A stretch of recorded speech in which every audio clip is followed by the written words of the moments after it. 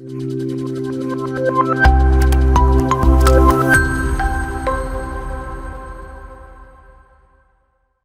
everyone, my name is Sakshi and I'm teaching with the subject PEVA 181, which is your ability enhancement compulsory course on environmental studies. And in this video, we're going to discuss the first unit of our syllabus from first block. So unit 1 is our environment, and let's start. So first we'll start with the definition of environment. हमें generally भी क्या पता है environment क्या होती है? अगर कोई मुझसे पूछे एनवायरनमेंट क्या है, जो मेरे आसपास है, जो मेरी सराउंडिंग है, वो मेरे एनवायरनमेंट है. Exactly what's the definition is? Environment is defined as the sum total of living and non-living components, influences and events surrounding an organism. एक ऑर्गेनिज्म के सराउंडिंग में जो भी living and non living components और जो भी influence वो उसकी लाइफ में कर रहे हैं और जो भी इवेंट्स उसकी लाइफ में हो रहे हैं, वो सब उसकी सराउंडिंग का पार्ट है, वो सब उसकी सराउंडिंग है. ठीक है. And there are components of environment. अभी हमने ऊपर डेफिनेशन में भी बोला कि sum total of living and non living components. तो कंपोनेंट्स क्या होंगे? Living and non living both. तो जो नॉन लिविंग कंपोनेंट्स हैं उसे हम एबायोटिक कंपोनेंट्स कहते हैं और जो लिविंग कंपोनेंट्स हैं उसे हम बायोटिक कंपोनेंट्स कहते हैं. तो एबायोटिक और नॉन लिविंग कंपोनेंट्स में आता है light, precipitation, humidity, temperature, atmospheric gases, seasonal changes, topography. Topography में जैसे कोई भी जियोग्राफिकल एरिया को कंसीडर करते हो आप, जैसे कि माउंटेन्स एंड रिवर्स, तो किस तरह का माउंटेन है, किस तरह की पीक है, वो सब हम उसकी टोपोग्राफी में स्टडी करते हैं. Okay. Then next is biotic component. इसमें सारे लिविंग कंपोनेंट्स आते हैं जैसे कि plants, animals, including human beings, parasites, micro organisms and decomposers, जो कि हमारे डेड एंड डिकेइंग मैटर को डिकम्पोज करते हैं और हमारा ऑर्गेनिक मैटर बनाते हैं, जो कि हमारी सॉइल की फर्टिलिटी के लिए बहुत ही इंपॉर्टेंट है. Then we have the types of environment. तो यहाँ पे 3 टाइप्स ऑफ एनवायरनमेंट को डिस्कस किया गया है. First is natural environment, then there is human modified environment and next is human made environment. अब नेचुरल एनवायरनमेंट तो वो है जो हमें नेचर ने प्रोवाइड किया है. Environment provided us with that environment, जैसे कि oceans, lakes, pond, forest, grassland, desert, ये सब ह्यूमन ने नहीं बनाया है, हमें नेचर ने प्रोवाइड किया है. So these are natural environment. Then second is human modified environment. अब ह्यूमन मॉडिफाइड और ह्यूमन मेड में एक स्लाइड सा डिफरेंस है. ह्यूमन मॉडिफाइड एनवायरनमेंट वो होगी जो it is provided to us by the nature, but human beings ने उसे मॉडिफाई किया, ऑल्टर किया अपनी नीड्स को कंप्लीट करने के लिए. जैसे कि एक एम्प्टी फॉरेस्ट लैंड था, उस पे हमने ऑर्चर्ड्स बनाए, प्लांटेशंस बना दिए, सेंचुरीज बना दिए अपनी नीड्स को सेटिस्फाई करने के लिए. तो वो हो गई human modified environment. Then third is human made environment. तो उसमें हम क्या बोलते हैं? जो एनवायरनमेंट बिल्कुल स्क्रैच से ह्यूमन बीइंग ने ही बनाई है, that is human made environment. An environment that is made by the human beings to satisfy their own needs is human made environment. जैसे कि industries, cities, towns, crop fields, artificial lakes, dams, ये सब human beings ने बनाए हैं. Okay. Next is significance of environment. यहाँ पे हम इम्पोर्टेंस पढ़ेंगे एनवायरनमेंट की, एनवायरनमेंट क्यों हमारे लिए इम्पोर्टेंट है. How environment is critical to human health and the existence of life on Earth. First is environment support all the life on earth. Without environment, we can't survive. So it supports the life on this earth surface. Environment nurtures the ecosystem and it nurtures the biosphere also. Ecosystem आप आगे detail में पढ़ोगे इसके बारे में. Ecosystem is an area जहाँ पे different different species मिलके रह रही हैं, इंटरेक्ट कर रही हैं अब आपस में, अपने इन्वायरमेंट के साथ भी और आपस में भी. वो एक इकोसिस्टम बन जाता है जिसमें आगे टेरेस्ट्रियल एंड एक्वेटिक इकोसिस्टम्स आते हैं, जो आप डिटेल में नेक्स्ट यूनिट में पढ़ेंगे. Then the environment provide us with natural resources. हमारे नेचुरल रिसोर्सेज हमें कहाँ से मिल रहे हैं? एनवायरनमेंट से मिल रहे हैं. जो एयर हम ब्रीथ कर रहे हैं, जिसके बिना हम सर्वाइव नहीं कर सकते, वो हमें कहाँ से मिल रहे हैं? एनवायरनमेंट से मिल रही है. हमें रहने के लिए शेल्टर कहाँ से मिल रहा है? अगेन एनवायरनमेंट से मिल रहा है. इवन सिर्फ हमें नहीं, वाइल्ड लाइफ को, एनिमल्स को कहाँ से रहने के लिए जगह मिल रही है? जो फॉरेस्ट में रह रहे हैं, तो वो भी कहाँ से मिल रहा है? एनवायरमेंट के थ्रू। तो हमें फूड कहाँ से मिल रहा है? एनवायरमेंट से मिल रहा है। नेचुरल सिक्योरिटी हमें प्रोवाइड कर रही है एनवायरमेंट। हमें मेडिसिन और हेल्थ सप्लाईज कहाँ से मिल रही है? एनवायरमेंट से। और एक प्रोडक्टिव और सस्टेनेबल लिविंग हमें कहाँ से मिल रही है? एनवायरमेंट से। तो ये हमारी एनवायरमेंट की इंपॉर्टेंस है हमारी लाइफ के अंदर। Then we talk about human environment relationship. अब ह्यूमन बींग्स को कैसे अपने एनवायरनमेंट के साथ इंटरैक्ट करना चाहिए, किस तरह से रहना चाहिए एक ह्यूमन बीइंग और उसकी सराउंडिंग में जो उसकी एनवायरनमेंट है, उसकी रिलेशनशिप किस तरह से होनी चाहिए, ये यहाँ 3 थ्योरीज में डिस्क्राइब किया गया है। जैसे फर्स्ट इज डिटर्मिनिज्म। डिटर्मिनिज्म में ये कहा गया है that nature controls human being. Nature human beings को कंट्रोल करता है। हमारे हमारी लाइफ के सभी एस्पेक्ट्स जो भी हैं वो they are controlled by the nature indirect और डायरेक्टली। तो determinism says human beings are controlled by the nature. Possibilism में इसका बिल्कुल ऑपोजिट कहा गया है। Possibilism it is said that nature do not control human beings and human beings are free to choose whatever they wanted to choose, however they wanted to live their life. Human beings are free to make their choices. Possibilism में ये बोला गया है कि environment हमारे life को impact करता है, लेकिन we as human beings are free to choose how we want to live. और अगर कोई ऑब्स्टेकल्स हमारे लाइफ में आते भी हैं नेचर के इम्पैक्ट से, तो हम अडेप्ट कर सकते हैं चेंजेस के अकॉर्डिंग, क्योंकि हमारे पास ये कैपेबिलिटी है कि हम अडेप्ट कर सकते हैं चेंजेस के अकॉर्डिंग। तो पॉसिबिलिज्म में ये बोला गया है कि नेचर कंट्रोल नहीं करता है, और डिटर्मिनिज्म में बोला गया है कि नेचर ह्यूमन बींग्स को कंट्रोल करता है। फिर थर्ड है एनवायरमेंटलिज्म। यहाँ पे दोनों को बराबर रखा गया है। जैसे डिटर्मिनिज्म में नेचर को प्रायोरिटाइज किया गया था, पॉसिबिलिज्म में बोला था कि नेचर नहीं कंट्रोल कर रहा है। तो एनवायरमेंटलिज्म में बोला गया कि नेचर भी इम्पोर्टेंट है एंड ह्यूमन बींग्स भी इम्पोर्टेंट है, तो दोनों को हार्मोनी में रहना चाहिए। नेचर तो हमारे लिए इम्पोर्टेंट है ही है, बट ह्यूमन बीइंग्स भी एक बहुत इंटीग्रल पार्ट है नेचर का। इसीलिए हमें भी अपने नेचर को प्रोटेक्ट करके रखना चाहिए, रिसोर्सेज को अच्छे से यूज करना चाहिए। तो एनवायरमेंटलिज्म में ये बात बोली गई थी। तो ये 3 थ्योरीज हैं जो ह्यूमन एनवायरमेंट रिलेशनशिप को डिफाइन करती हैं। Okay, then next is the concept of sustainability and sustainable development. अब ये सस्टेनेबल डेवलपमेंट ये टर्म कहाँ से आई है?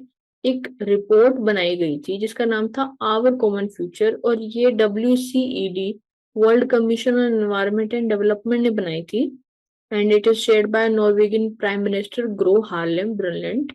इन्होंने टर्म दी थी सस्टेनेबल डेवलपमेंट अपनी रिपोर्ट में, और वहां पे इसका मतलब क्या बताया गया था? Meeting the needs of present generation without compromising the ability of future generation to meet their own needs. मतलब प्रेजेंट जनरेशन की नीड्स भी कंप्लीट हो और फ्यूचर जनरेशन की नीड्स भी कॉम्प्रोमाइज ना हो, इस तरीके से डेवलपमेंट होना चाहिए। ये होता है सस्टेनेबल डेवलपमेंट, और ये डेफिनेशन उस रिपोर्ट में बताई गई थी। तो अब सस्टेनेबल डेवलपमेंट या सस्टेनेबिलिटी 3 पिलर्स में डिवाइडेड है, और ये सेपरेट सेपरेट पिलर्स नहीं है, ये आपस में इंटरकनेक्टेड है। One pillar affects the other two and same for all 3। तो सबसे पहला है एनवायरमेंटल एस्पेक्ट या फिर एनवायरमेंट सस्टेनेबिलिटी। एनवायरमेंट में किस तरीके से हम सस्टेनेबिलिटी को प्रमोट कर सकते हैं, जैसे कि नेचुरल रिसोर्सेज को वाइजली यूज करके, ठीक है, ह्यूमन बींग्स को अवेयर करना कि कितना जरूरी है एनवायरमेंट को प्रोटेक्ट करना, तो वो सब एनवायरमेंट सस्टेनेबिलिटी में हेल्प करेगा। ठीक है, उसके बाद आता है सेकंड सोशल सस्टेनेबिलिटी। तो सोशल मतलब सोसाइटी में सस्टेनेबल डेवलपमेंट कैसे प्रमोट कर सकते हैं हम? जब सभी कम्युनिटीज, सभी कल्चर्स को इक्वेलिटी में रखा जाएगा, because it is not the duty of only one community और one person to protect the environment, but everyone should do it. तो हर किसी को इक्वली ट्रीट करके, सबको सिविल राइट्स प्रोवाइड करवा के, सोसाइटी में इक्वेलिटी, पीस मेंटेन करके सस्टेनेबल डेवलपमेंट को प्रमोट किया जा सकता है। तो that is social sustainability. Third is economic sustainability, जिसमें हम इकोनॉमी को डिस्कस करते हैं, हमारी ह्यूमन एक्टिविटीज की क्या कॉस्ट है और उससे एनवायरनमेंट पे क्या इम्पैक्ट पड़ रहा है, तो वो इकोनॉमिक सस्टेनेबिलिटी में आता है। ठीक है। तो जैसे कि हम इसमें सारी कॉस्ट को इंक्लूड करते हैं, क्योंकि अगर बिना पैसे के it is not possible protect the environment or to promote sustainable development. We need money to do all the things, to protect the nature, to make laws. For everything we need money. सो इसीलिए economy पे ध्यान देना भी उतना ही जरूरी है जितना बाकी दोनों पिलर्स पे ध्यान देना। ठीक है।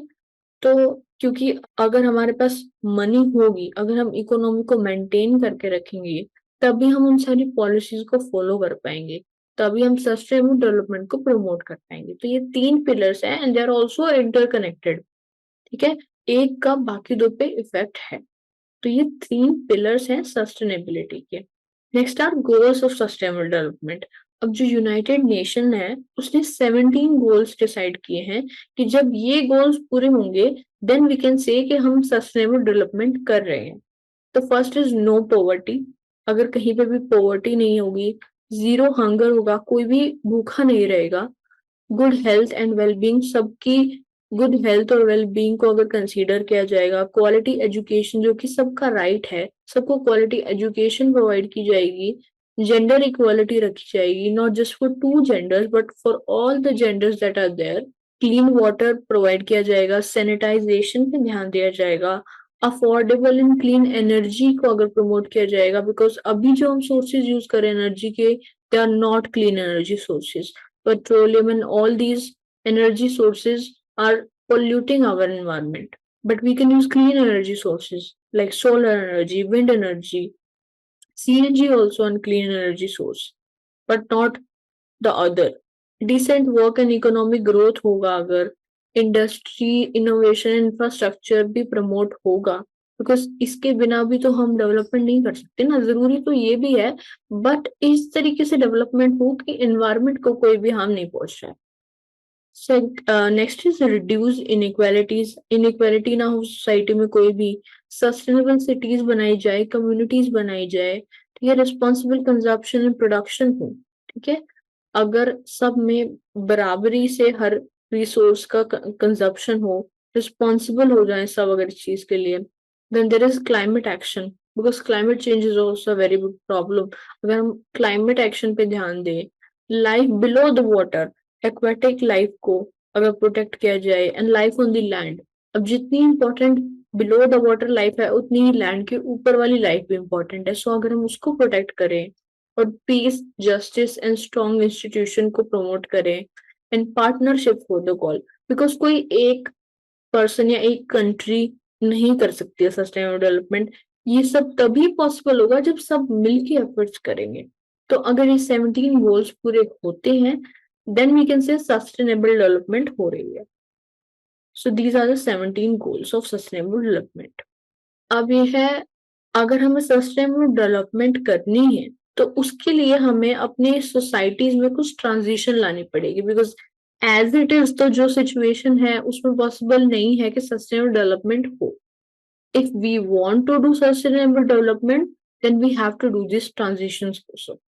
जैसे कि डेमोग्राफिक ट्रांजिशन, तो यहाँ पे हम बात करें पॉपुलेशन की, कि मतलब पॉपुलेशन जो है, जो कि ओवर ग्रोथ हो रही है पॉपुलेशन की, उसको स्टेबल कर दें। अगर रिसोर्स ट्रांजिशन में होगा कि अगर जो हम डेवलपमेंट कर रहे हैं, हम रिसोर्सेज को वाइजली यूज करें अगर, ठीक है, और जो हम कैपिटल यूज करें डेवलपमेंट के लिए, अगर थोड़ा बहुत एनवायरमेंट को प्रोटेक्ट करने के लिए यूज करें, तो उससे हम सस्टेनेबल डेवलपमेंट को प्रमोट कर सकते हैं।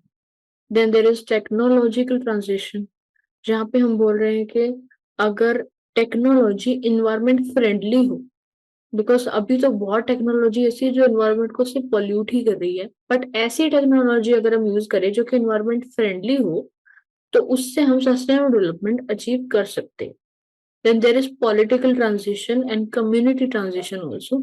इस सोसाइटी में अगर हारमोनी से सब रहे, ठीक है, एक कम्युनिटी को भी ट्रांजिशन लानी पड़ेगी अपने अंदर। अगर अगर हमें सस्टेनेबल डेवलपमेंट चाहिए तो हमें इन सभी एरियाज में ट्रांजिशन लानी पड़ेगी। ठीक है। Then there are priority areas. अब ये वो एरियाज हैं जिन पे ज्यादा प्रायोरिटी देने की जरूरत है अगर हम चाहते हैं कि सस्टेनेबल डेवलपमेंट हो। तो first is slow down population growth. जो इतना ओवर ग्रोथ हो रहा है पॉपुलेशन में, उसको अगर हम स्लो कर सके तो हम सस्टेनेबल डेवलपमेंट अचीव कर सकते हैं। अगर हम पॉवर्टी को कम करें, इनइक्वालिटी को कम करें, थर्ड वर्ल्ड डेट को कम कर सके, तब भी हम सस्टेनेबल डेवलपमेंट को अचीव कर सकते हैं। थर्ड वर्ल्ड डेट क्या होता है? जो डेवलपिंग कंट्रीज होती है उन्हें थर्ड वर्ल्ड कंट्रीज भी कहा जाता है।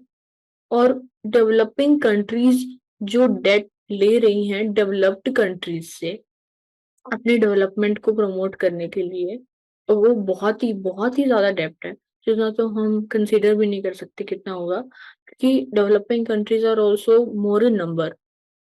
तो जो वो डेट ले रही हैं अगर वो कम हो जाए तो भी सस्टेनेबल डेवलपमेंट अचीव की जाएगी।